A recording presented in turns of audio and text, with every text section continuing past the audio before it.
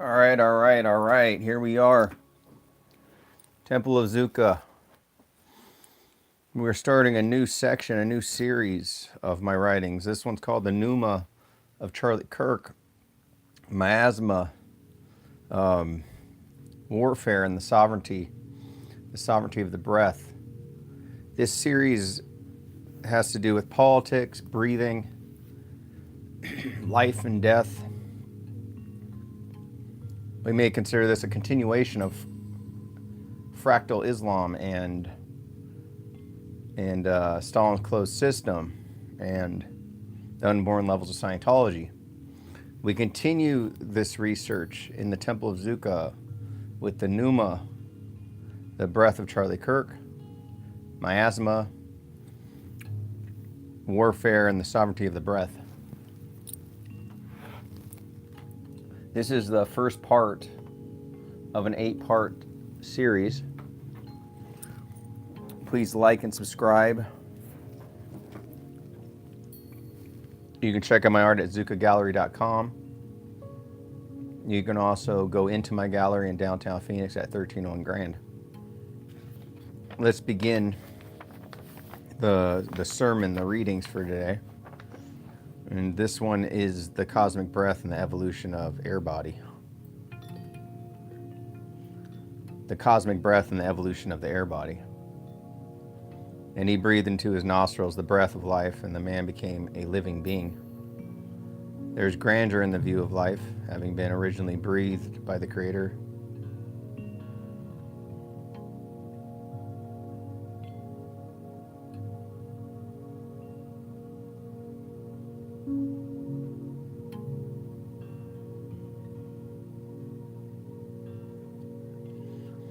Primordial breath, creation, pneuma, origin.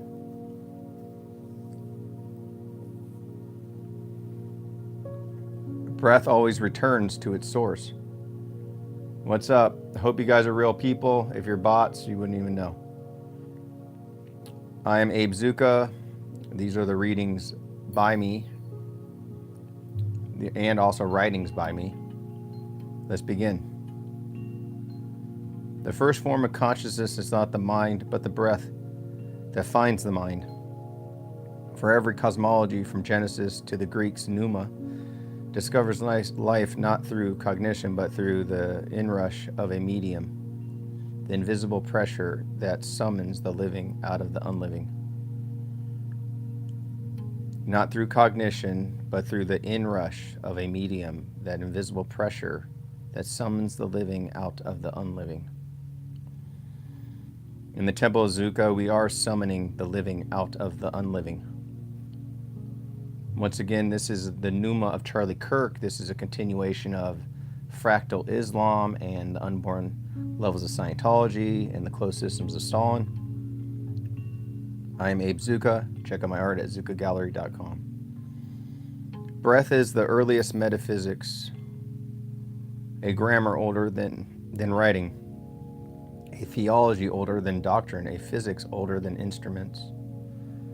Because air precedes the lungs that interpret it, and cosmological meaning precedes the organisms that metabolize it.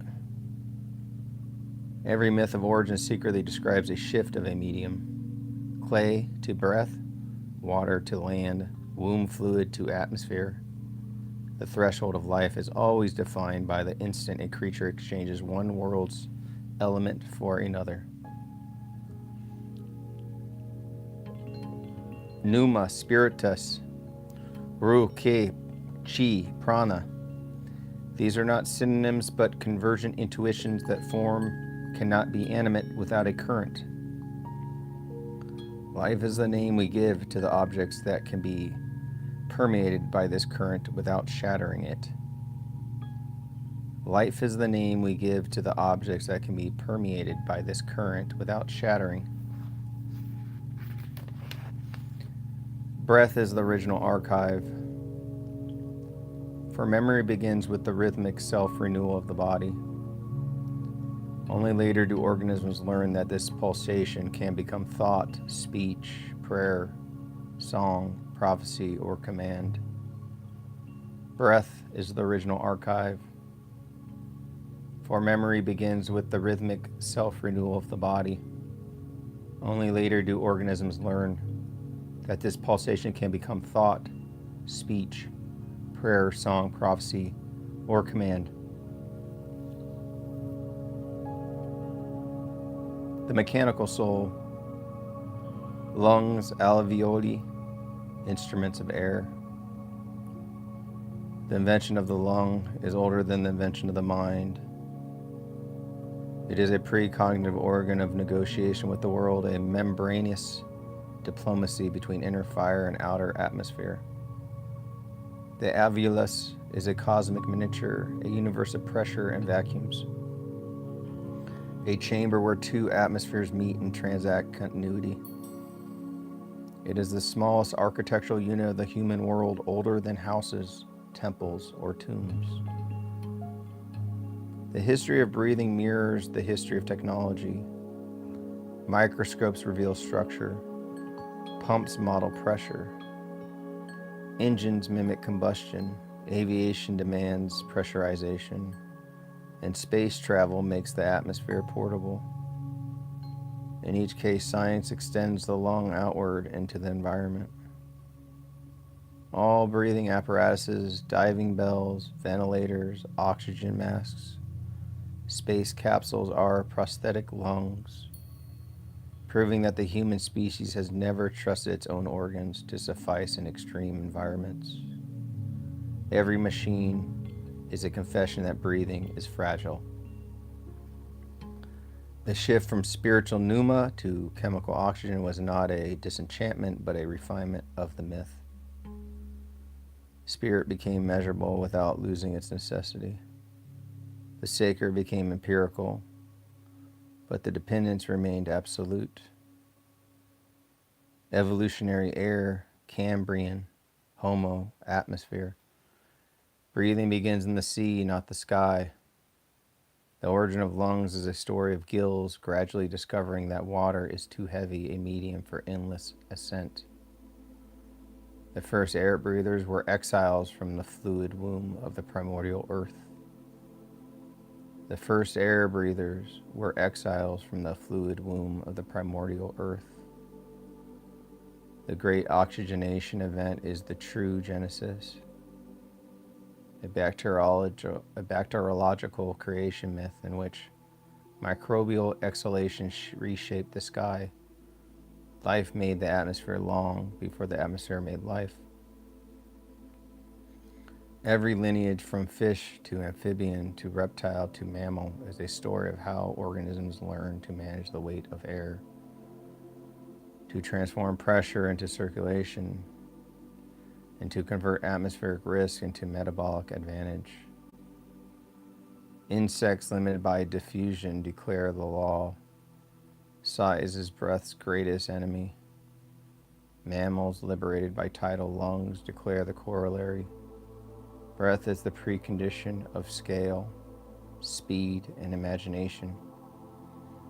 Human breath sits at the apex of evolutionary air because it is bifurcated, autonomic for survival, voluntary for meaning. No other creature can both breathe to live and breathe to speak, chant, recite, or swear eternal oaths. The womb atmosphere, utero transition, first cry. The fetus rehearses the gesture of breath long before it encounters air. Its diaphragm contracts rhythmically in the amniotic ocean, not to breathe, but to practice the coming world's requirement, movement without medium.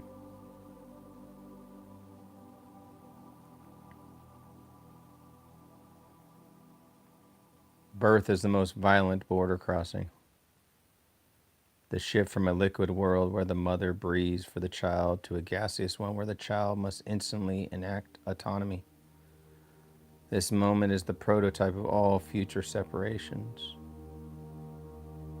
The first breath is not learned but triggered or prescripted evolutionarily.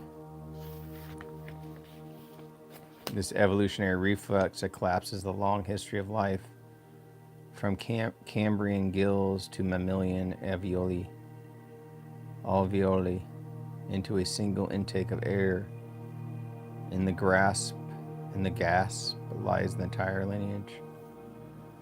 Prematurely reveals how delicate the air body is. Lungs compelled to engage with atmosphere before their architecture is ready. Before their architecture is ready, become lifelong monuments of the precarity of timing and biological evolution. To breathe after birth is to inherit a burden. No external organism will ever again breathe for us. The cord is cut, and with it the last moment in which breath is a shared phenomenon. Respiratory densities, disease, pollution, technoscience. Wherever air becomes toxic, history bends. Plagues follow miasma. Industrial cities birth smog. Modern wars invent gas masks. Climate regimes rewrite the body's relationship to oxygen. Breath is the most political of all substances. Breath is the most political of all substances. Respiratory diseases accompany civilization like shadows. For every advance in population, industry, or mobility produces new vulnerabilities in the air body. The cost of progress is always counted in breaths. Pollution is the inversion of Genesis, not God giving breath to humankind, but humankind souring the breath of the earth. Smog is an anti-creation myth written daily by our machines.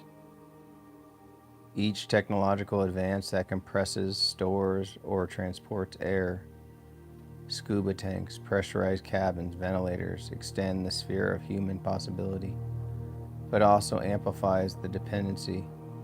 We become the creatures not only of air, but of engineered air. To breathe in the modern world is to become a curator of atmospheres, choosing among environments that our ancestors never needed to distinguish. Pure air becomes a luxury, polluted air becomes the global default. Breath is the primordial hinge between material and immaterial, a substance that behaves like a symbol that behaves like a substance. It binds theology to physiology without contradiction. Every prayer, poem, chant, or recitation is an alchemical modulation of oxygen. The mystical is always metabolized. Even revelation is spoken on a column of air. The human voice is the evolutionary mutation that turns breath into narrative, memory, law, seduction, prophecy, and command. The air body becomes a world body. Spiritual texts that describe breath as divine intuition, Genesis exaltation, Greek pneuma, Sufis nafas, are intuitively correct. Breath is the only medium that crosses the boundary between involuntary life and voluntary meaning. To master breath is to master thresholds between body and world, life and its sensation, silence and articulation. Ancient mystics were not mistaken. Breath is the first and last form of knowledge. Seclusion, posture, and the gatekeeper of breath. The forest hut, the upright spine, and the undivided mind. Here, gone to a forest, or to the root of a tree, or to an empty hut, mindful one breathes in, and mindful one breathes out. The mind is not to be chased out of the world, but brought home to the breath that has always been waiting. Mindfulness establishes to the fore is like a flame protecting its own work, a flame protecting its own wick. Mindfulness established to the fore is like a flame protecting its own wick. The forest threshold, seclusion, withdrawal, the outer gate. Seclusion is not escape, but thinning of the world. The deliberate reduction of sensory density so that one can perceive the most subtle of movements, the shift between inhalation and exhalation, the first hinge of the cosmos in miniature. The forest, the tree root, the empty hut are not geographical coordinates but threshold loci, spaces where the human organism temporarily withdraws from the social gravity so that the inner gravities may appear with clarity. Every true practice begins by recognizing that noise is never merely auditory. It is the clamor of proliferating signs, associations, memories, and reactive judgments. The entire semiotic edifice that mindfulness must gently dismiss at the gate. Noise handled skillfully becomes instruction. Sound becomes a teacher of non-ownership. Silence is not mine. Noise is not theirs. Both are impersonal phenomena passing through the empty architecture of the ear. External seclusion is always incomplete without its inner counterpart. The mind must learn to dismiss itself from its habitual occupations as decisively as a king dismissing courtiers before entering the meditation chamber. Ethical ground and the disarming of hindrances. Morality, restraint, purification. Ethical restraint is not a moralistic demand, but a structural prerequisite for seclusion. A mind unrestrained by morality carries its own village of unrest in the forest. The hindrances,